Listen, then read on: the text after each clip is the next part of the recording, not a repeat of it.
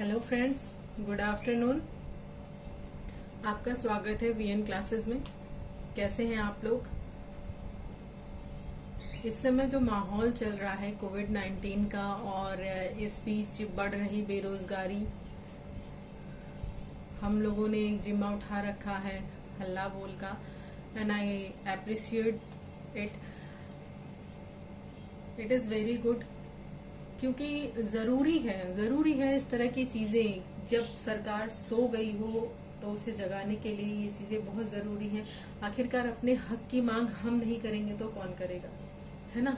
अपने हक की मांग तो खुद ही करनी पड़ेगी। जब तक हम अपने हक की मांग नहीं करेंगे तब तक कोई हमें देने वाला नहीं है। तो बस यूं ही एकता बनाए रखिए सभी युवा, और इस एकता को तब तक बनाए रखना है जब तक हम जो चाहते हैं वो हमें मिल ना जाए। ये नहीं कि हर बार की तरह बस हमें वादा खिलाफी मिल गई और वादा खिलाफी हो गई। वादा मिल गया और बोला गया कि हाँ ठीक है, हो जाएगा। सुन के हम बहुत खुश हो गए, जैसा कि पेपर में निकल रहा है। योगी जी का स्टेटमेंट आया है कि 6 महीने के अंदर सारी भर्तियां कर ली जाएंगी। काफी सारे मतलब रिक्त पदों का ब्यौरा मांगा है उन लोगों ने, उन्होंने 1 हफ्ते के अंदर। सुनने में तो ये सब बहुत अच्छा लग रहा है, लेकिन जब ये इम्प्लीमेंट हो जाए तो ये और भी अच्छा लगे, क्योंकि 6 महीने में भर्तियां पूरी करने की बात तो योगी जी ने कई बार कही है, कई बार स्टेटमेंट डाला है, लेकिन अभी तक ऐसा हुआ नहीं है। इसलिए इस बार तब तक इस आंदोलन को जारी रखना है, तब तक इस अपनी बात को, अपनी आवाज को उठाते रहना है जब तक हमारी मांगे पूरी ना हो जाए। तो इसी बीच हमें पढ़ाई का भी ध्यान रखना है। ये नहीं कि हम इन सब चीजों में इतना बिजी हो जाएं कि अपनी पढ़ाई का ही ध्यान ना दे पाएं। तो हमें पढ़ाई भी करते रहना है। हमारा जो अपकमिंग एग्जाम है वो है सीटेट का। हालांकि सीटेट की डेट अभी आई तो नहीं है, लेकिन मोस्ट प्रोबेबली इसका एग्जाम अक्टूबर लास्ट या नवंबर फर्स्ट में होगा। इसलिए मैंने सोचा कि आप लोगों के लिए कुछ क्वेश्चंस की सीरीज लाती हूँ, पीवाई की क्यू यानी कि प्रीवियस ईयर क्वेश्चंस की। तैयारी तो अभी तक आप लोगों की हो गई होगी। ये टाइम रिवीजन का है, तो रिवीजन के लिए पीवाई क्यू से बेस्ट कुछ भी नहीं है। तो बुक्स तो आपके पास भी बहुत सारी होंगी, रेफरेंस बुक्स काफी सारी होंगी, लेकिन हर टाइम बुक्स उठा के पढ़ना थोड़ा मतलब एक तरह से कह लीजिए सहूलियत भरा नहीं होता है। जब हम पढ़ रहे हैं तो ठीक है, अदरवाइज हम लेटे हैं या थके हैं या किसी काम में बिजी हैं, हमारा बुक उठा के पढ़ने का मन नहीं है, तो जस्ट हम कान में ईयरफोन लगाएं और सोचते हैं कुछ ऐसी चीज अवेलेबल हो जाए जिसे सुनकर हमारा काम हो जाए, रिवीजन हो जाए। तो बस उसी उद्देश्य की पूर्ति के लिए ये वीडियो मैं लेकर आई हूँ। इसमें मैं आपको ऐसी बुक से करा रही हूँ पीवाईक्यू जिसमें आपको रेफरेंस भी दिया हुआ है। इससे क्या होगा कि आप ये क्वेश्चन तो समझने में आपको आसानी होगी ही होगी। इस क्वेश्चन को आप अच्छे से समझ पाओगे, साथ ही इसके रिकॉर्डिंग, इससे रिलेटेड अगर एक आध क्वेश्चन और भी एग्जाम में पूछ लिया जाता है तो आप उसका भी आंसर देने में सक्षम रहोगे, क्योंकि ये जो डिस्क्रिप्शन यहाँ दे रखा है इसमें इससे रिलेटेड इस क्वेश्चन के अलावा भी एक आध बातें मिल जाती हैं। इसीलिए मैंने इस बुक का रेफरेंस लिया है। तो चलिए हम ज्यादा देर ना करते हुए वीडियो को स्टार्ट करते हैं। तो देखिए हमारा फर्स्ट क्वेश्चन है ये, और हाँ, ये 2012 का मैं आपको क्वेश्चन करवा रही हूँ सीटेट का। 60 क्वेश्चन है इसमें, सोशल स्टडीज का है ये। पेपर सेकंड वालों के लिए, फर्स्ट में तो सोशल स्टडीज नहीं है, सेकंड पेपर में है, उनके लिए है ये।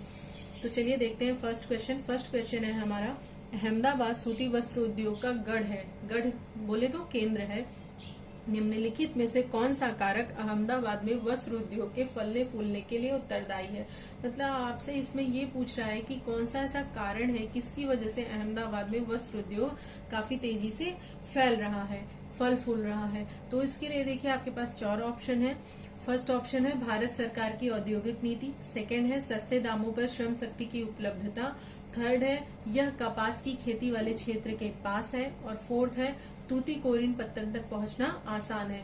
तो जो आपका सही ऑप्शन है वो है ऑप्शन नंबर सी, क्योंकि अहमदाबाद में जो है वो काली मिट्टी, वहां के क्षेत्र के आसपास काली मिट्टी काफी मात्रा में पाई जाती है और काली मिट्टी जो है वो कपास के लिए सर्वोत्तम मिट्टी मानी गई है और कपास का उत्पादन वहां पर काफी अधिक होने से वो सूती वस्त्र का केंद्र बन गया है अहमदाबाद। ठीक है, तो आपका जो ये ऑप्शन सी है वो बिल्कुल करेक्ट है।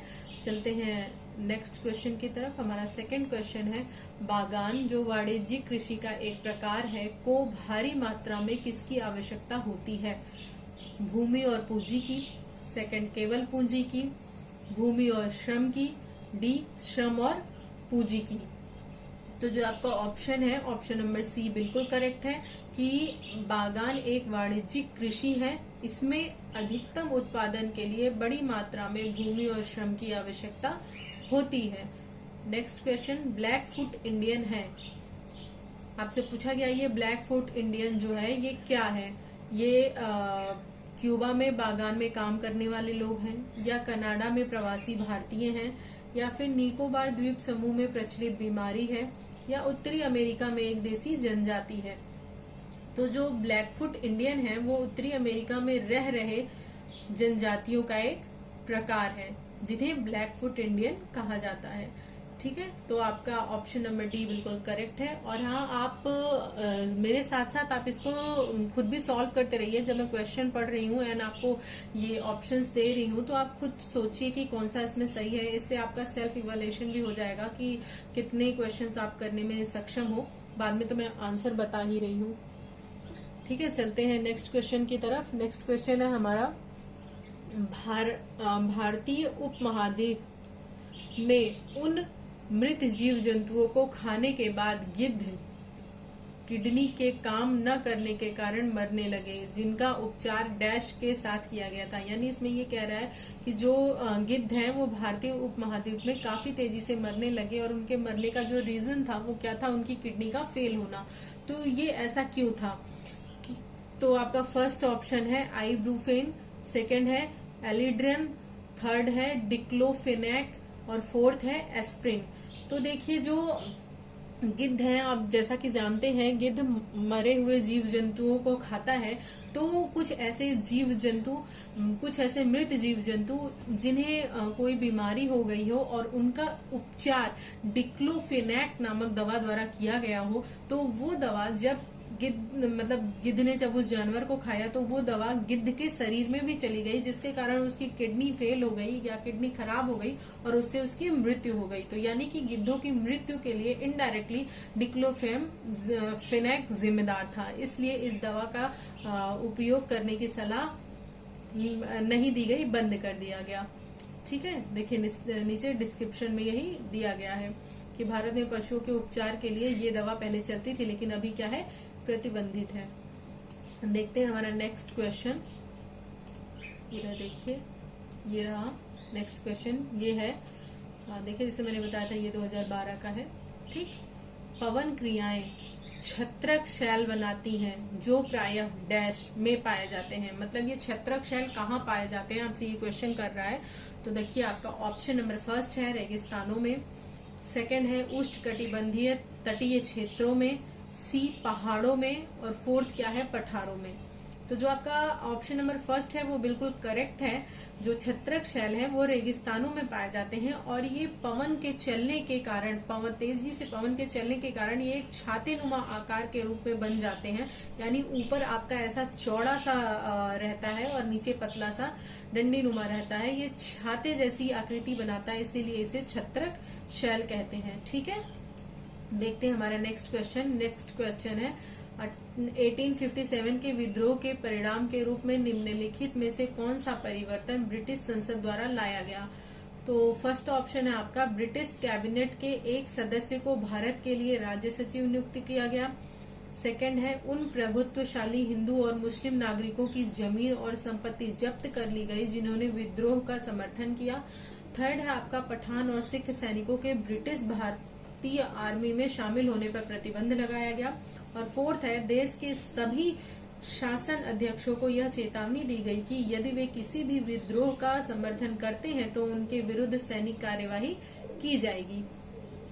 तो जो आपका सही ऑप्शन है वो है ऑप्शन नंबर फर्स्ट, यानी कि 1857 के विद्रोह के परिणाम स्वरूप ये हुआ, ब्रिटिश संसद द्वारा ये लाया गया कि ब्रिटिश कैबिनेट के सदस्य को भारत के लिए राज्य सचिव नियुक्त कर दिया गया। चलते हैं नेक्स्ट क्वेश्चन पे। नेक्स्ट क्वेश्चन है हमारा 1720 में ब्रिटिश सरकार ने डैश के लिए कैलिको अधिनियम पारित किया। मतलब कैलिको अधिनियम 1720 में ब्रिटिश सरकार ने क्यों पारित किया, उसके पीछे क्या रीजन था। फर्स्ट है इंग्लैंड में कैलिको यानी सूती कपड़े को कहते हैं कैलिको उद्योग को बढ़ावा देना, इंग्लैंड में कैलिको कपड़ों का उत्पादन करना, या इंग्लैंड में छापेदार सूती कपड़े छीट के उपयोग पर पाबंदी लगाना, या कालीकट के विद्रोहियों को दंड देना। तो आपका ऑप्शन नंबर सी बिल्कुल करेक्ट है, यानी कि ब्रिटिश सरकार ने कैलिको अधिनियम इसलिए लाया ताकि इंग्लैंड में जो छीटदार कपड़े होते हैं यानी प्रिंटेड जो कॉटन के कपड़े होते हैं उसके उपयोग पर पाबंदी लगाई जा सके। अब ये देखिए, ये आपको एक डायग्राम दिया हुआ है, इसमें आपसे पूछ रहा है कि किस तरह की वर्षा है। ये देखिए, ये आपका पर्वत है, ठीक है, और उसके ये आर्द्र वायु नीचे से ऊपर की ओर जा रही है और ये फिर वर्षा करवा रही है। तो ये किस तरह की वर्षा है, ये आपसे क्वेश्चन पूछ रहा है, ठीक है। इसके ऑप्शंस को देखते हैं। ऑप्शंस हैं फर्स्ट संवहनी वर्षा, सेकंड है सम्मुखीय या आर्द्र वर्षा, थर्ड है चक्रवाती वर्षा और फोर्थ है पर्वतीय वर्षा। तो देखिए, ये जो मैंने आपको बताया ना, ये आपका पर्वत था और यहाँ से आर्द्र वायु ऊपर की ओर जा रही थी, गर्म आर्द्र वायु ऊपर जा रही थी, क्योंकि गर्म वायु ठंडी होती है इसलिए ये ऊपर की ओर उठती है और ऊपर जाकर ये भारी हो जाती है, इसलिए ये वर्षा करवाती है पर्वत से टकराकर। तो ये इसलिए ये कौन सी वर्षा थी, ये पर्वतीय वर्षा थी, ठीक है। मैंने आपको पर्वतीय वर्षा कैसे होती है ये भी आपको बता दिया। देखते हैं हमारा नेक्स्ट क्वेश्चन। नेक्स्ट क्वेश्चन है परमाणु ऊर्जा संयंत्रों में बिजली की प्रक्रिया डैश की प्रक्रिया द्वारा उत्पादित की जाती है, यानी किस प्रक्रिया द्वारा बिजली का उत्पादन होता है परमाणु, ठीक है। आपका ऑप्शन है नाभिकीय संगठन, नाभिकीय संलयन, परमाणुवीय कंपन या नाभिकीय विखंडन। तो आपका सही ऑप्शन है नाभिकीय विखंडन, ठीक है। देखते हैं नेक्स्ट क्वेश्चन को। नेक्स्ट क्वेश्चन है हमारा, नीचे दिया गया आरेख दिन विशेष पर पृथ्वी की स्थिति को दर्शाता है। ए, बी, सी, डी तथा ई पृथ्वी पर स्थितियां हैं। कौन सी स्थिति में दिन का प्रकाश सबसे ज्यादा घंटों तक रहेगा? ये आपकी स्थिति नंबर 1 यानी कि ए है, सॉरी, बी, सी, डी और ई पूछ रहा है कि जो सूर्य का प्रकाश है वो कहाँ पर सबसे देर तक रहेगा। तो देखिए, वो डी पर रहेगा। उसका रीजन ये है कि पृथ्वी अपने धुरी अपने अक्ष पर, ये पृथ्वी का अक्ष है, इस पर 23.5 डिग्री झुकी हुई है, इस वजह से, ठीक है। सूर्य पर सबसे ज्यादा डी पर सबसे ज्यादा देर तक सूर्य का प्रकाश रहेगा।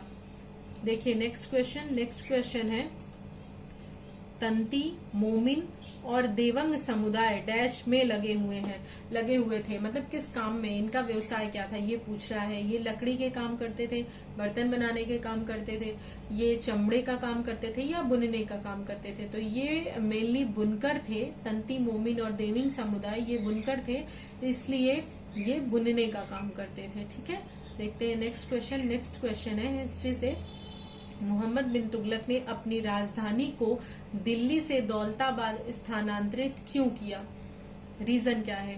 फर्स्ट है अपने साम्राज्य को प्रभावी तरीके से नियंत्रित करने के लिए, क्योंकि दौलताबाद केंद्र में स्थित था।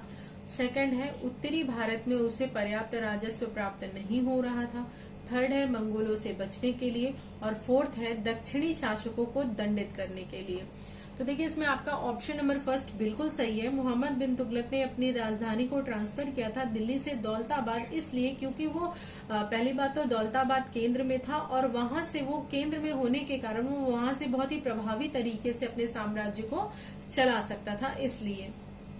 नेक्स्ट क्वेश्चन देखिए। नेक्स्ट क्वेश्चन है भारतीय इतिहास को प्राचीन, मध्य और आधुनिक कालों में विभाजित करने में समस्याएं भी हैं। आप जानते ही हैं हिस्ट्री 3 पार्ट्स में डिवाइड है, ठीक है। एंशिएंट, मॉडर्न और मेडिवल। तो ये पूछ रहा है उसमें क्या जो समस्या है वो क्यों है। तो फर्स्ट है त्रिविभाजन भारतीय राज्य की क्रमिक प्रगति को दर्शाता है। सेकंड है 3 काल भारतीय इतिहास को वर्णित करने के लिए अपर्याप्त है। और आपका थर्ड ऑप्शन है यह संकल्पना पश्चिम से ली गई है जहां आधुनिक काल विज्ञान, तर्कणा, स्वतंत्रता और समानता से संबंधित है। फोर्थ है भारतीय इतिहास में प्राचीन काल, मध्यकाल और आधुनिक काल में अंतर की स्पष्ट रेखाएं प्रतीत होती हैं। तो जो आपका ऑप्शन नंबर सी है वो बिल्कुल करेक्ट है, क्योंकि ये संकल्पना मतलब प्राचीन, मध्य और आधुनिक की पश्चिम से ली गई है। और पश्चिम में जहां आधुनिक काल, उस वहां का पश्चिम का आधुनिक काल, वहां पे विज्ञान, तर्कणा, लोकतंत्र, स्वतंत्रता और समानता से संबंधित है। ठीक है, इसलिए यहाँ पे प्रॉब्लम आती है 3 भाग में बांटने पे। देखिए नेक्स्ट क्वेश्चन है ईस्ट इंडिया कंपनी ने 1651 में बंगाल में हुगली नदी के किनारे फैक्ट्री स्थापित की, किस लिए की, पूछ रहा है। फर्स्ट है स्थानीय किसानों से नील खरीद कर उसे इंग्लैंड भेजने के लिए। सेकंड है एक आधार यानी बेस स्थापित करने के लिए जहां से फैक्ट्री अपना काम चला सके। थर्ड है इंग्लैंड को निर्यात करने हेतु सूती कपड़ों के उत्पादन के लिए। और फोर्थ है मसालों को खरीद कर उन्हें इंग्लैंड भेजने के लिए। तो आपका फर्स्ट ये जो आपका ऑप्शन नंबर सेकंड है ये बिल्कुल करेक्ट है कि ईस्ट इंडिया कंपनी ने 1651 में बंगाल में हुगली नदी के किनारे अपनी फैक्ट्री इसलिए स्थापित की ताकि वो वहां पर एक सेंटर यानी कि बेस, आधार बना सके जहां से वो फैक्ट्री का अपना काम चला सके। ठीक है, नेक्स्ट क्वेश्चन देखिए। नेक्स्ट क्वेश्चन है ईस्ट इंडिया कंपनी ने मुख्य रूप से डैश के लिए बंगाल से दीवानी राजस्व का उपयोग किया। फर्स्ट, पुल और सड़कें बनाने। सेकंड, स्कूल, कॉलेज और विश्वविद्यालय बनवाने। थर्ड है भारत में सूती और रेशमी कपड़ों को खरीदने। फोर्थ है ब्रिटेन में इनके 6 मान भंडारों की भरपाई करने के लिए सोने और चांदी के भंडारों को संचित करने के लिए। तो जो आपका ऑप्शन नंबर सी है ये बिल्कुल करेक्ट है कि ईस्ट इंडिया कंपनी ने मुख्य रूप से भारत में सूती और रेशमी कपड़ों को खरीदने के लिए बंगाल से दीवानी राजस्व का उपयोग किया था। चलते हैं नेक्स्ट क्वेश्चन पे। देखिए ये आपका ज्योग्राफी का क्वेश्चन है और ये टाइम जोन से संबंधित क्वेश्चन है। क्वेश्चन है यदि अहमदाबाद 72 डिग्री 30 सेकंड ईस्ट देशांतर पर स्थित है तो अहमदाबाद का स्थानीय समय क्या होगा। ठीक है, ये आपको देशांतर दे दिया है और आपसे टाइम पूछ रहा है और इसने बता दिया है कि यदि भारतीय मानक समय 8 प्रातः हो रहा है यानी कि सुबह के 8 बज रहे हैं तो आपसे अहमदाबाद का समय पूछा है। तो देखिए जैसा कि आप जानते हैं भारत की मानक समय रेखा 82 डिग्री 30 सेकंड पूर्वी देशांतर पर है। ठीक है, ये आपकी मानक रेखा यहीं पर पड़ती है, इस देशांतर पर। किस पर? 82 डिग्री 30 सेकंड पर पड़ती है। और अहमदाबाद की स्थिति दे रखी है कि अहमदाबाद जो है वो 72 डिग्री 30 सेकंड ईस्ट पर है। तो अगर आप भारत के मानक समय में से अहमदाबाद की स्थिति को घटा देंगे तो आपको पता चल जाएगा कि डिफरेंस कितना है। तो जो हमारा डिफरेंस है वो 10 देशांतर का आ रहा है और एक देशांतर बराबर 4 मिनट होता है, इसलिए हमें 10 देशांतर का निकालना है। तो 10 देशांतर is equal to 4 into 10 minute, 10 देशांतर 4 मिनट इंटू 10 देशांतर इज इक्वल टू हो जाएगा आपका 40 मिनट, यानी 40 मिनट का अंतर आएगा। तो आपका समय क्या हो रहा था, वो 8 बज रहा था भारतीय मानक समय में। इसमें से आपको 40 मिनट घटा देना है, आपका आ जाएगा 7:20 सुबह, यानी अहमदाबाद में 7:20 हो रहे होंगे जब भारतीय मानक समय 8 बज रहा होगा। तो ठीक है, ये आपका क्वेश्चन, आई होप मैं आपको इसे बेहतर तरीके से समझा पाई होंगी। चलते हैं नेक्स्ट क्वेश्चन की तरफ। निम्नलिखित में से किस सुल्तान ने अनाज को शहर के बाजारों में भेजने के लिए बंजारों का प्रयोग किया। आपका फर्स्ट ऑप्शन है मोहम्मद बिन तुगलक, सेकंड है अलाउद्दीन खिलजी, थर्ड है बलबन और फोर्थ है फिरोज शाह तुगलक। तो जो अलाउद्दीन खिलजी है यानी कि ऑप्शन नंबर सेकंड करेक्ट है। अलाउद्दीन खिलजी ने बाजार नियंत्रण प्रणाली का प्रयोग किया ताकि मार्केट में जो है वो वस्तुओं की उपलब्धता बनी रहे और जो मूल्य है वो नियंत्रित रह सके, इसीलिए उन्होंने बंजारों का प्रयोग किया था। नेक्स्ट क्वेश्चन है बिदरी क्या है। ठीक है, आपका फर्स्ट ऑप्शन है बीदर में उत्पादित सूती कपड़ों का एक प्रकार है, बीदर में उत्पादित तांबे के बर्तनों का एक प्रकार है, बीदर के दस्तकारों द्वारा तांबे और चांदी में किया गया जड़ाऊ काम है, या बीदर में उत्पादित रेशमी कपड़े का एक प्रकार है। तो जो आपका ऑप्शन नंबर सी है ये बिल्कुल करेक्ट है, बीदर के दस्तकारों द्वारा तांबे और चांदी में किया गया जड़ाऊ काम है। ठीक है, दक्षिण भारतीय बीदर के दस्तकारों द्वारा तांबे तथा चांदी में की जाने वाली दस्तकारी को ही क्या कहते हैं, बीदरी कहते हैं। देखिए नेक्स्ट क्वेश्चन है, आदिवासी लोग अपना पिछला लिखित रिकॉर्ड नहीं रखते हैं। वर्तमान के इतिहासकार आदिवासी इतिहास कैसे लिखते हैं, यानी जो प्रेजेंट टाइम के इतिहासकार हैं वो आदिवासी लोगों के इतिहास को कैसे लिखते हैं, जबकि उन्होंने कोई रिकॉर्ड रखा ही नहीं है अपना पिछला। ठीक है, तो रीजन पूछा आपसे कैसे लिखते हैं। फर्स्ट ऑप्शन है प्राकृतिक परंपराओं का प्रयोग करके, आदिवासी पौराणिक कथाओं का प्रयोग करके, पुरातात्विक स्रोतों का प्रयोग करके, या वाचिक परंपराओं का प्रयोग करके। बताइए, आप आंसर दीजिए क्या है।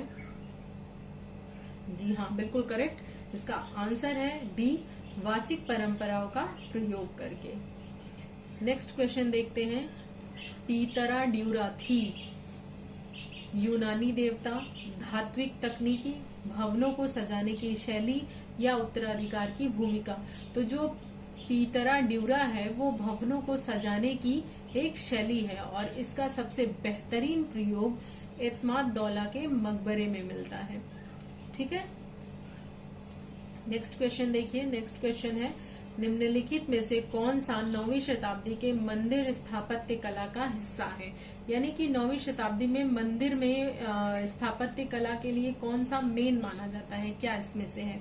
क्वालिटी, तो फर्स्ट है सजावटी द्वार, सेकंड है रंगशाला, थर्ड है यज्ञ वेदी और फोर्थ है हवन कुंड। तो जो आपका ऑप्शन है वो ए बिल्कुल करेक्ट है, यानी कि जो सजावटी द्वार है वो स्थापत्य कला का हिस्सा था 9वीं शताब्दी के मंदिरों की। ठीक है, अब नेक्स्ट क्वेश्चन देखिए। नेक्स्ट क्वेश्चन है, ब्रिटिश सरकार द्वारा 1857 में निम्नलिखित में से कौन से 3 विश्वविद्यालय स्थापित किए गए। फर्स्ट है कलकत्ता, बम्बई तथा पंजाब विश्वविद्यालय, सेकंड है कलकत्ता, बम्बई और दिल्ली विश्वविद्यालय, थर्ड ऑप्शन है आपका कलकत्ता, मद्रास और बम्बई विश्वविद्यालय, और फोर्थ है कलकत्ता, मद्रास और बनारस विश्वविद्यालय।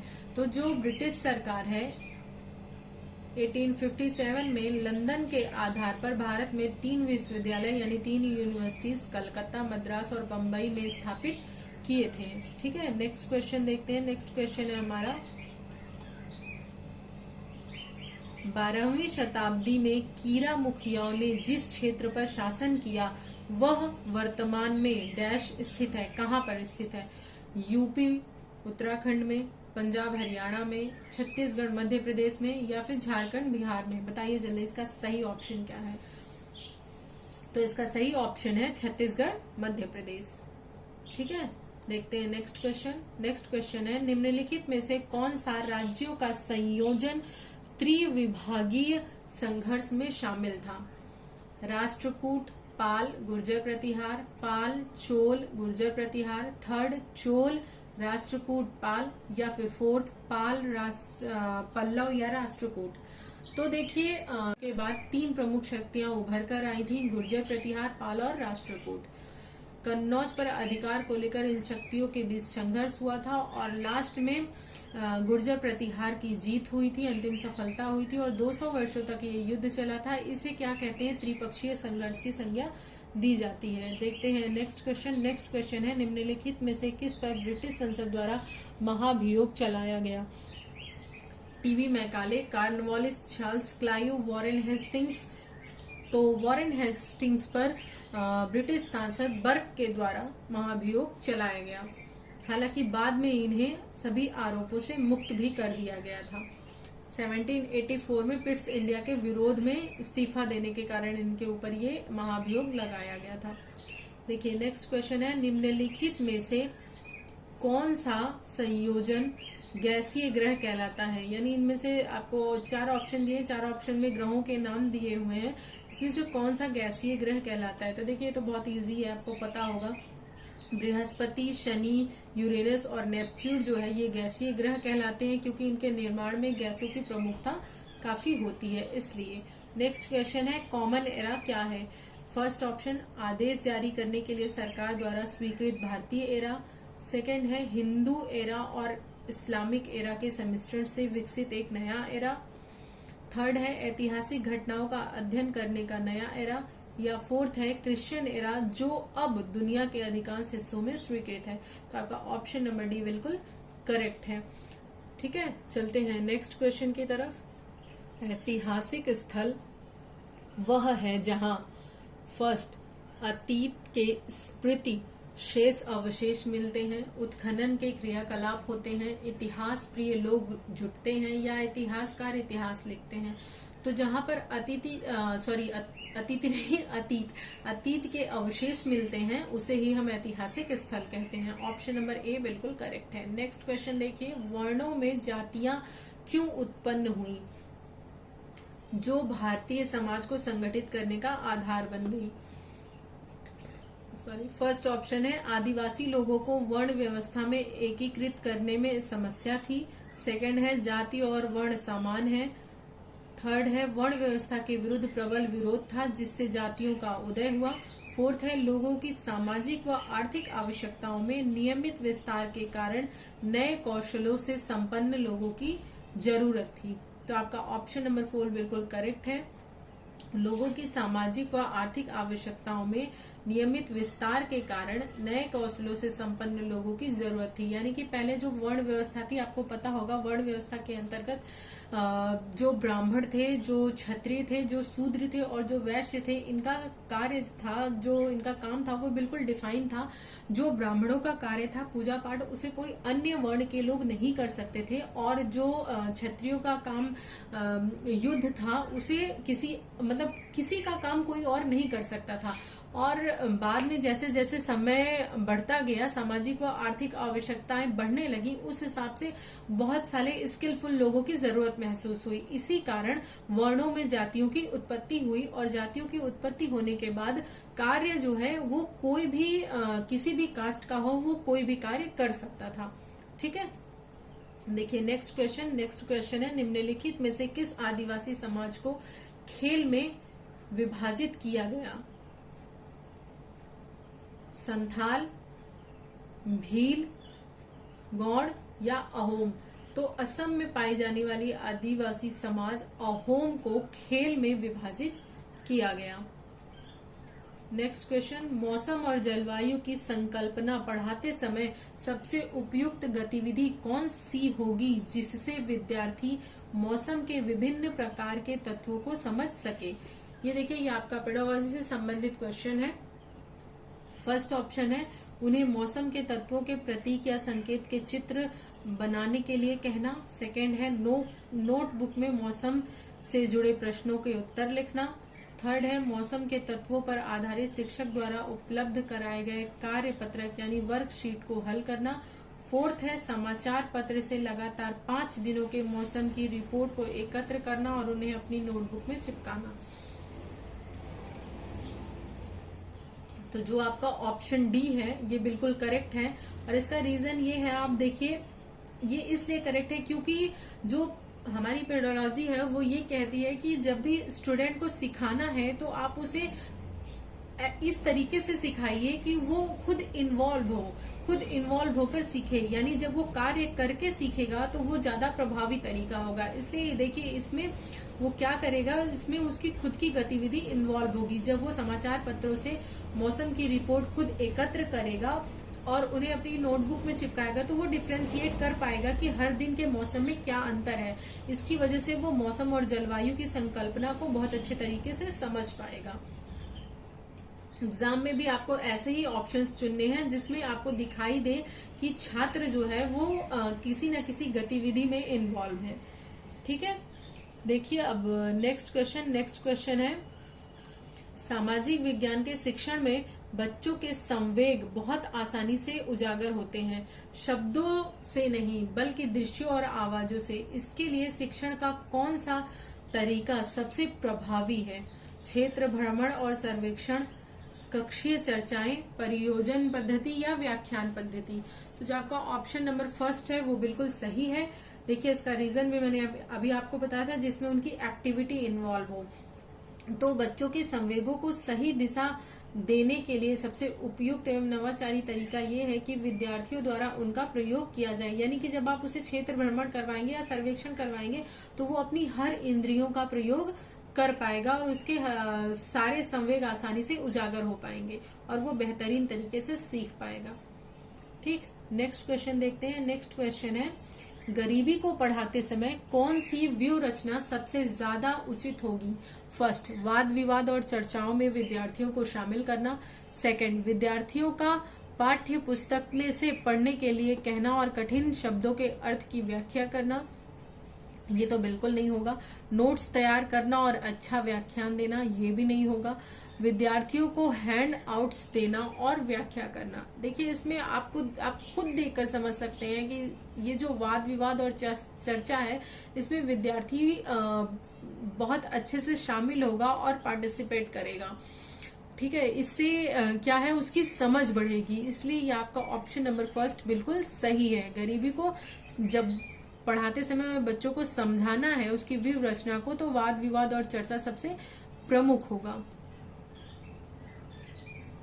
नेक्स्ट क्वेश्चन है, यह देखा गया है कि सांस्कृतिक, सामाजिक और वर्ग विभेद कक्षीय संदर्भ में अपने पक्षपात, पूर्वाग्रह और अभिवृत्तियों को उत्पन्न करते हैं। अतः शिक्षण का उपागम होना चाहिए व्याख्यान पद्धति, परियोजना उन्मुखी, चर्चा उन्मुखी और डी मुक्त अंत। तो जो आपका ऑप्शन नंबर सी है वो बिल्कुल करेक्ट है। चर्चा उन्मुखी शिक्षण के माध्यम से एक शिक्षक सांस्कृतिक, सामाजिक और वर्ग विभेद कक्षीय संदर्भ में अपने पक्षपात, पूर्वाग्रह और अपने अभिवृत्तियों से बच सकता है। आपका ऑप्शन नंबर सी बिल्कुल करेक्ट है। नेक्स्ट क्वेश्चन देखिए, पाठ्य पुस्तक में वर्णित किसी समुदाय विशेष के लिए संवेदनशील मुद्दे को पढ़ाते समय शिक्षक को, फर्स्ट ऑप्शन, शिक्षक को सभी विद्यार्थियों की गरिमा का सम्मान करते हुए संकल्पना को संवेदनशील और पूर्ण निष्ठा के साथ व्याख्यायित करना चाहिए। शिक्षक को विद्यार्थी से कहना चाहिए कि वे इन पर पुस्तकालय या घर पर नोट्स बनाएं। सी है, शिक्षक को पाठ्य पुस्तक का सम्मान करना चाहिए और तथ्यों को उसी प्रकार व्याख्यायित करना चाहिए जैसे दिया गया है। या डी, शिक्षक को सक्षम अधिकारियों को लिखना चाहिए कि वे पाठ्य चर्चा में से ऐसे विवादास्पद प्रकरण को हटा दे। देखिए ये सब तो बिल्कुल नहीं हो सकता, आप देखकर खुद ही समझ रहे होंगे। तो इसमें जो आपका फर्स्ट ऑप्शन है ये बिल्कुल करेक्ट है कि शिक्षक को सभी विद्यार्थियों की गरिमा का सम्मान करते हुए, यानी कोई भेदभाव नहीं करनी है उन्हें किसी समुदाय विशेष से, सबका मतलब सम्मान करते हुए संवेदनशील तरीके से, ताकि किसी को ठेस ना पहुंचे, पूर्ण निष्ठा के साथ उस मुद्दे को पढ़ाना या समझाना चाहिए। अब हम चलते हैं अपने नेक्स्ट क्वेश्चन की तरफ। लोकसभा के प्रत्येक सत्र का प्रथम घंटा डैश से शुरू होता है, किससे? फर्स्ट, सार्वजनिक काल से, विशेषाधिकार काल से, शून्य काल से या प्रश्न काल से। तो जो लोकसभा के प्रत्येक सत्र का पहला घंटा है वो प्रश्न काल से स्टार्ट होता है। देखिए नेक्स्ट क्वेश्चन पर आते हैं। सभी भारतीयों को मतदान का अधिकार होना चाहिए, चाहे उनका सामाजिक आर्थिक स्तर कुछ भी हो। यह विचार किसके द्वारा रखा गया? यह आपका पॉलिटी से संबंधित क्वेश्चन है।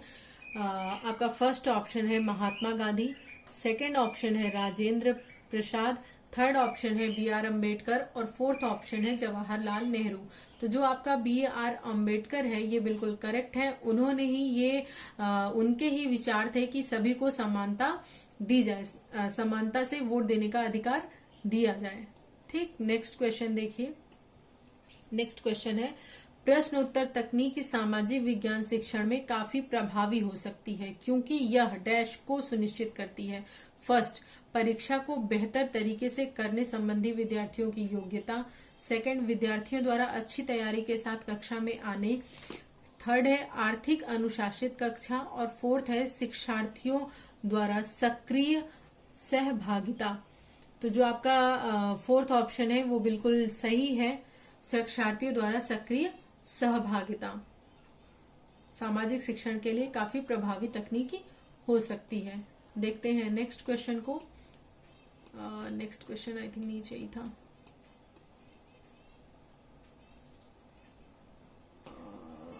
ये देखिए अभी हमने कौन सा क्वेश्चन किया, ये किया, राइट। अब हमें ये करना है, तो हमारा नेक्स्ट क्वेश्चन है, एक शिक्षक शिक्षिका कृषि के तरीकों को स्पष्ट करते हुए भारत और अमेरिका के कृषि तरीकों से जुड़े केस अध्ययनों पर चर्चा करता है। वह सीखने के किस पहलू पर बल दे रहा है, यानी कि वो इंडिया और अमेरिका की जो कृषि तकनीकी है उसके बारे में चर्चा कर रहा है, तुलनात्मक चर्चा कर रहा है, केस स्टडी कर रहा है एक तरह से। तो वो किस पहलू पर बल दे रहा है? फर्स्ट है बेहतर परियोजना बनाने की योग्यता पर, सेकंड है मूर्त उदाहरणों के माध्यम से तुलना और अंतर करते हुए सीखने की योग्यता पर, थर्ड है संकल्पना को समझने की योग्यता पर, और फोर्थ है निर्वचन और व्याख्यान करने की योग्यता पर। तो देखिए जैसा कि मैंने आपको पहले ही बताया कि तुलना करवाई जा रही है, तो आपका बी ऑप्शन बिल्कुल करेक्ट है। मूर्त उदाहरण के माध्यम से तुलना और अंतर करते हुए सीखने की योग्यता पर बल दे रहा है टीचर। नेक्स्ट क्वेश्चन देखिए, अब मीडिया को डैश के साथ निकटी संबंधों के कारण स्वतंत्र नहीं माना जाता। मतलब मीडिया का संबंध किसके साथ हो गया है जिसके कारण वो स्वतंत्र नहीं है? फर्स्ट है गैर सरकारी संस्था, यहाँ आपको शायद दिख नहीं रहा होगा बट मैं पढ़ दे रही हूँ, आप सुन लीजिए। और सेकंड है नागरिक समाज, फोर्थ है सरकारी एजेंसी, और आपका थर्ड है सरकारी एजेंसी, फोर्थ है आपका व्यवसायिक घराने। तो जो मीडिया है उनका नजदीकी संबंध व्यवसायिक घरानों से हो गया जिसके कारण वो स्वतंत्र नहीं है। आपका ऑप्शन नंबर डी बिल्कुल करेक्ट था। देखिए नेक्स्ट क्वेश्चन, निम्नलिखित में से किस समुदाय के सामाजिक, आर्थिक और शैक्षिक स्तर की जांच करने के लिए न्यायाधीश राजेंद्र सच्चर की अध्यक्षता में भारत सरकार द्वारा समिति का गठन किया गया? फर्स्ट आंग्ल भारतीय, सेकंड मुस्लिम, थर्ड जैन और फोर्थ सिख। तो जो मुस्लिम समुदाय है, मुस्लिम समुदाय के सामाजिक, आर्थिक और शैक्षणिक स्तर की जांच करने के लिए जस्टिस राजेंद्र सच्चर की अध्यक्षता में भारत सरकार द्वारा सच्चर समिति का गठन किया गया था। ऑप्शन नंबर बी बिल्कुल करेक्ट है। नेक्स्ट क्वेश्चन देखिए, दादन व्यवस्था है फर्स्ट जहां व्यापारी राशि देता है और उत्पाद प्राप्त करता है, सेकंड जहां व्यापारी कच्चे माल की आपूर्ति करता है और तैयार माल प्राप्त करता है, थर्ड जहां व्यापारी अपने माल को किश्तों में बेचता है, फोर्थ जहां व्यापारी श्रमिकों के अतिरिक्त घंटों के लिए काम करने हेतु जोर देता है। जो आपकी दादन प्रथा है वो सेकंड नंबर सही है, यानी कि जहां व्यापारी कच्चे माल की आपूर्ति करता है और तैयार माल प्राप्त करता है उसे क्या कहते हैं? दादन व्यवस्था कहलाती है वो। सी के जानू, जानू वो वाला जानू नहीं चलिए खैर पढ़ाई करते हैं। सी के जानू एक बहुत प्रतिष्ठित है। फर्स्ट क्या है वो? पटकथा लेखक हैं, मानव विज्ञानी हैं, आदिवासी कार्यकर्ता हैं या पर्यावरणविद हैं? तो ये एक आदिवासी कार्यकर्ता हैं, ये केरल के प्रतिष्ठित आदिवासी कार्यकर्ता हैं। इन्होंने भूमिहीन आदिवासियों के पक्ष में एक सामाजिक आंदोलन की शुरुआत की थी। नेक्स्ट क्वेश्चन देखिए, एक शिक्षक प्रशिक्षणार्थी इस प्रकार एक अनुदेशनात्मक उद्देश्य लिखती है डैश विद्यार्थी लोकतंत्र का अर्थ समझने योग्य हो पाएंगे। यह उद्देश्य किस क्षेत्र में आता है? फर्स्ट विश्लेषण, सेकंड कौशल, थर्ड संश्लेषण और फोर्थ बोधन। तो ये आपका ऑप्शन नंबर 4 बिल्कुल करेक्ट है। देखिए नेक्स्ट क्वेश्चन, सामाजिक और राजनीतिक जीवन पाठ्य पुस्तकें बच्चे के संसार के प्रति शिक्षा को संदर्भित करने के लिए निम्नलिखित में से किस पद्धति का उपयोग करती है? फर्स्ट वे इस संदर्भ में किए गए अनेक सर्वेक्षणों के निष्कर्ष का उदाहरण देती है, सेकंड वे ध्यान भंग होने से बचने के लिए कम तस्वीरों को सम्मिलित करती है, नेक्स्ट वे चतुराई से भारतीय व्यक्तियों के सामाजिक और राजनीतिक जीवन को सम्मिलित करती है, फोर्थ वे ग्रामीण और शहरी उदाहरणों के सम्मिश्रण के अनेक केस अध्ययनों एवं वर्णनों का प्रयोग करती है। तो आपका ऑप्शन नंबर डी बिल्कुल करेक्ट है। देखिए नेक्स्ट क्वेश्चन है आई थिंक इसका साइज छोटा हो गया है, मैं बड़ा कर देती हूँ थोड़ा ताकि आपको और अच्छे से दिखाई दे। देखिए, हाँ अभी ठीक है। पुस्तक सामाजिक व राजनीतिक जीवन भाग 2 अन्य पद्धतियों के साथ साथ निम्नलिखित में से कौन सी मूल्यांकन पद्धति का समर्थन करती है? फर्स्ट, सूचना प्रौद्योगिकी कंप्यूटर द्वारा मूल्यांकन। सेकंड, लिखित परीक्षाएं। थर्ड, खुली पुस्तकों द्वारा अभ्यास हल करवाना।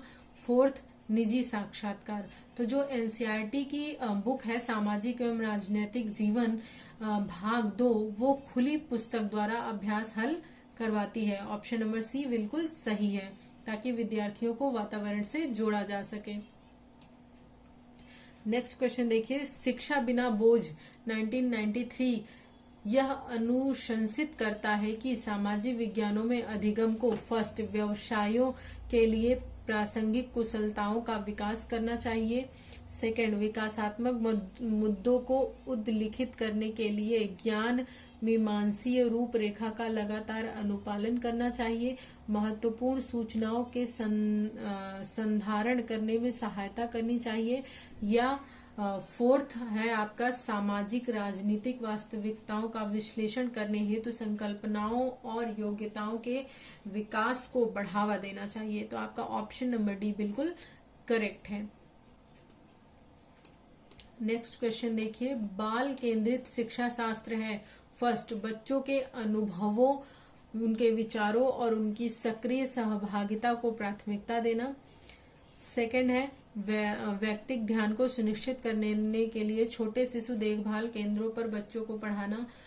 थर्ड है, बच्चे की इच्छानुसार शिक्षण। फोर्थ है, शिक्षक बच्चों के गोल घेरे में बीच में खड़ा होकर संकल्पनाओं को स्पष्ट करता है। तो आपका ऑप्शन नंबर फर्स्ट बिल्कुल सही है। बाल केंद्रित शिक्षा शास्त्र का मतलब है बच्चों के अनुभव, उनके विचार और उनके सक्रिय सहभागिता को प्राथमिकता देना, यानी कि बच्चों को पार्टिसिपेट करने का मौका देना, उनसे पार्टिसिपेट करवाना, ये सबसे बेस्ट तरीका है।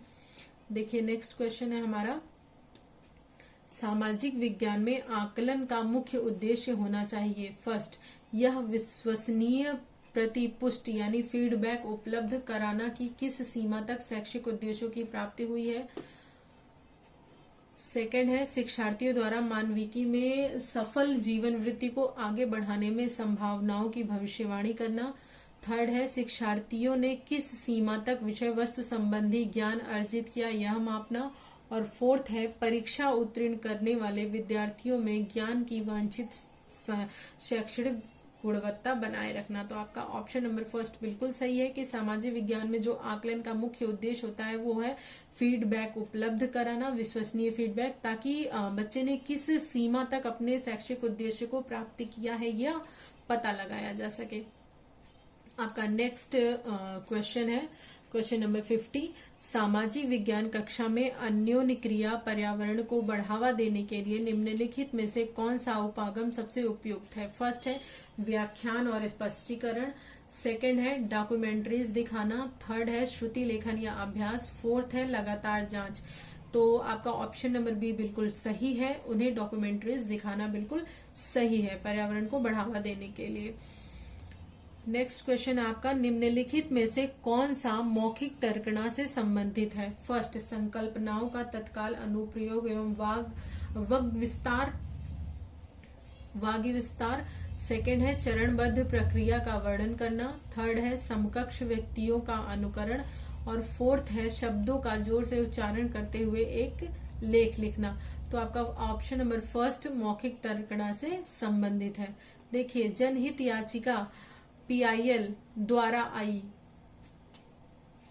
फर्स्ट, न्यायिक सक्रियता में गिरावट, उसके द्वारा क्या आई? सरकारी कामकाज में बाधा, न्याय मिलने में बढ़त, और फोर्थ न्याय मिलने में बाधा। तो देखिए, न्याय मिलने में बढ़त आई। जो आपकी PIL है, जनहित याचिका है, उसके द्वारा न्याय मिलने में बढ़त आई।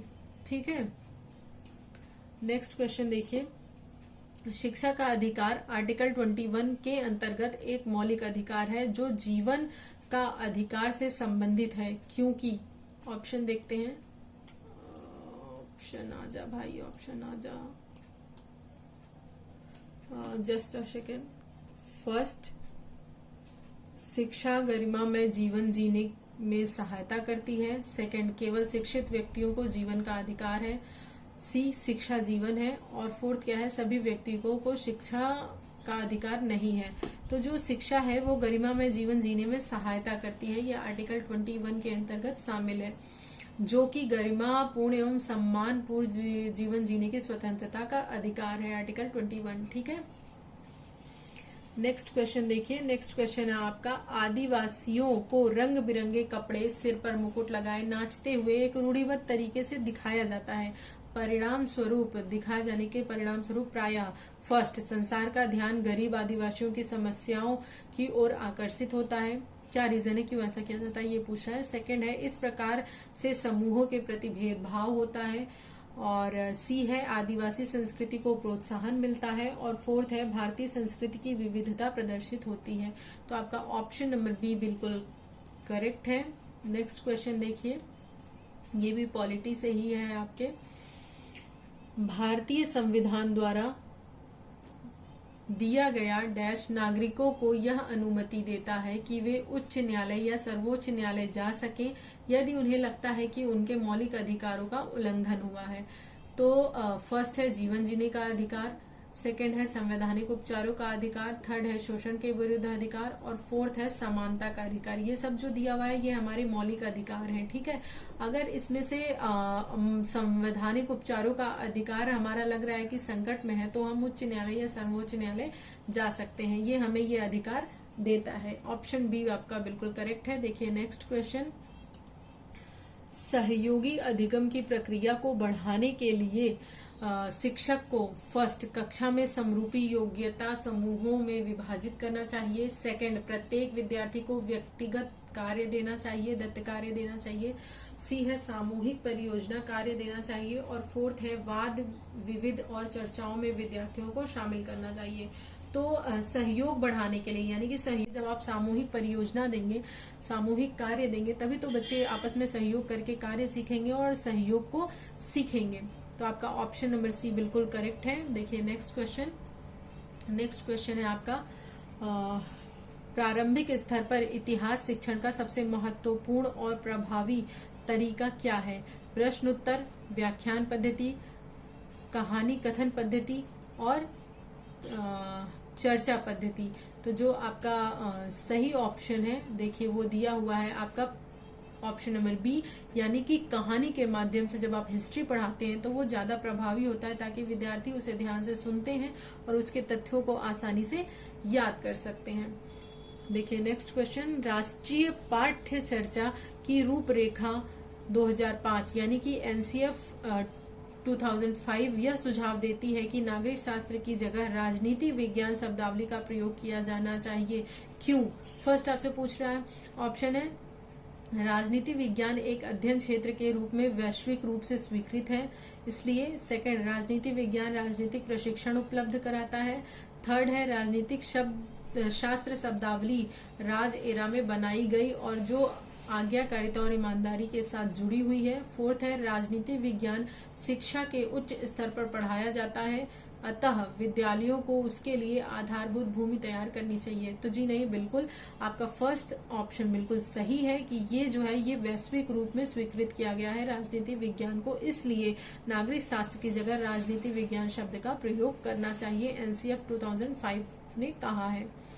नेक्स्ट क्वेश्चन देखिए, सामाजिक समानता पढ़ाते हुए शिक्षण का सबसे उपयुक्त उपागम क्या होना चाहिए?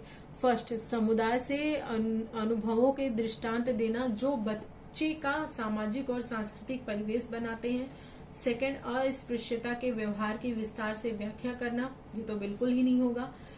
आपका सी है, संकल्पना को व्याख्यायित करना, जैसा पाठ्य पुस्तक में दिया गया है। व्याख्या को हम उतना प्रिफर नहीं करते हैं। आपका डी है, सामाजिक समानता से जुड़ी पाठ्य सामग्री की समीक्षा करने के लिए विद्यार्थियों को परियोजना कार्य देना। ये ठीक हो सकता है, लेकिन इससे बेहतर हमारे पास जब ऑप्शन है कि समुदायों में अनुभवों के दृष्टांत देना जो बच्चे जिससे बच्चे सामाजिक और सांस्कृतिक परिवेश बनाते हैं, तो ये आपका सबसे बेस्ट आंसर है, यानी कि आपका ऑप्शन नंबर ए बिल्कुल करेक्ट है। देखिए लास्ट क्वेश्चन है आपका, समूह शिक्षण क्या है, इसके बारे में फर्स्ट ऑप्शन है आपका संसाधनों रुचि व विशेषज्ञता का इष्टतम उपयोग करते हुए शिक्षकों के समूहों द्वारा शिक्षण, शिक्षकों की अनुपलब्धता से निपटने का एक उपाय, स्कूल में शिक्षकों के समूहों के बीच स्वस्थ प्रतिस्पर्धा को प्रोत्साहन करना, या विद्यार्थियों को उनकी योग्यता के अनुसार छोटे समूहों में बांटकर पढ़ाना। तो देखिए आपका जो समूह शिक्षण है, ये फर्स्ट ऑप्शन इसके लिए बिल्कुल सही है कि संसाधनों, रुचि एवं विशेषज्ञता का इष्टतम प्रयोग हो सके। ठीक है, देखिए वीडियो बिल्कुल थोड़ा सा लंबा हो गया है। उसका रीजन ये है कि 60 क्वेश्चंस को कवर करना इतना भी मतलब आसान नहीं है इतने कम टाइम में। मैंने आपको इसकी व्याख्या को बहुत अच्छे से समझा के सॉल्व करने की कोशिश भी की है। मैं चाहती तो बस जस्ट क्वेश्चन पढ़ के, ऑप्शन पढ़ के आपको बता देती, option number b, option number c, option number d बिल्कुल सही है। ऐसा बहुत से लोग करते हैं, तो फिर आपको कुछ तो बेहतर यहाँ मिलना चाहिए इस प्लेटफॉर्म पे। इसलिए मैंने आपको व्याख्या इसकी बहुत अच्छे से इसकी व्याख्या को समझाया है, ताकि आप हर क्वेश्चन को ना कि केवल रटे बल्कि इसे बहुत अच्छे से समझे, ताकि ये क्वेश्चन आए एग्जाम में या इससे रिलेटेड कोई क्वेश्चन आए तो आप उसे बिल्कुल आसानी से कर सके। प्लीज जरूर बताइएगा कमेंट सेक्शन में कि ये आपको वीडियो कैसा लगा, और इसमें अगर आपको कुछ सुधार चाहिए, कुछ मेरी तरफ से कुछ और एफर्ट हो सकता है, तो उसके लिए भी कमेंट बॉक्स में जरूर बताइएगा कि क्या और बेहतर किया जा सकता है। मैं ये सीटेट का जो सीरीज है ये कंप्लीट कराने के बाद आपको टेट और जितने भी टेट होते हैं, बिहार टेट, झारखंड टेट, ये सारे टेट आपको कवर करवाने वाली हूँ, ताकि आपका एक बेहतरीन रिवीजन हो जाए एग्जाम से पहले। आप बिल्कुल इसको जब भी फ्री टाइम में हैं, सोने जा रहे हैं, उससे 1 घंटे पहले लगा लीजिए, कान में सुनिए केवल, जस्ट आपको स्क्रीन को देखने की भी जरूरत नहीं है, आप बस सुनिए, आपका रिवीजन होता जाएगा अच्छे से। और हाँ, अपने फ्रेंड्स को भी शेयर कीजिएगा जो इसकी तैयारी कर रहे हैं। मैं आपके लिए और भी सब्जेक्ट्स ले आ रही हूँ, जैसे कि मैं आपको इंग्लिश के लिए इंग्लिश लिटरेचर के क्वेश्चन सॉल्व करवाऊंगी, जो कि आपके टीजीटी, पीजीटी या एलटी गेट या केवीएस या नवोदय, किसी भी इंग्लिश लिटरेचर के एग्जाम के लिए बहुत ही बेनिफिशियल होंगे। वो एमसीक्यू और आपको प्रीवियस ईयर क्वेश्चन भी कराए जाएंगे इंग्लिश के। मैं सोशियोलॉजी के क्वेश्चन भी ले आ रही हूँ, प्रीवियस ईयर क्वेश्चन। तो ये सारे प्रीवियस ईयर क्वेश्चन मैं कराने वाली हूँ आपको, ताकि आपका बेहतरीन रिवीजन हो जाए। तो प्लीज अपने फ्रेंड्स को जो इस सब्जेक्ट से रिलेटेड हैं, या जो इंग्लिश से हैं, या जो सोशियोलॉजी से हैं, उन्हें भी ये शेयर कीजिए।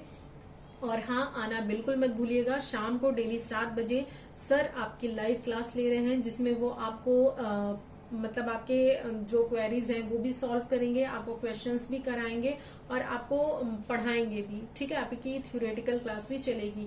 तो बिल्कुल 7 बजे शाम को आना लाइव बिल्कुल मत भूलिएगा। ज्यादा से ज्यादा लोगों को शेयर कीजिएगा, ताकि ज्यादा से ज्यादा लोग आ सके। और हाँ, अपने आंदोलन को हमें जारी रखना है, ताकि हमारी जो मांगे हैं वो पूरी हो सके। मिलते हैं नेक्स्ट वीडियो में। वीडियो बड़ा है, लेकिन ये आपके लिए बहुत ही मददगार साबित होगा अगर आप इसे पूरा सुनते हैं तो। चलिए, तब तक के लिए बाय बाय, टेक केयर, अपना बहुत ही ध्यान रखिए। कोविड-19 में बहुत सावधानी पूर्वक रहिए।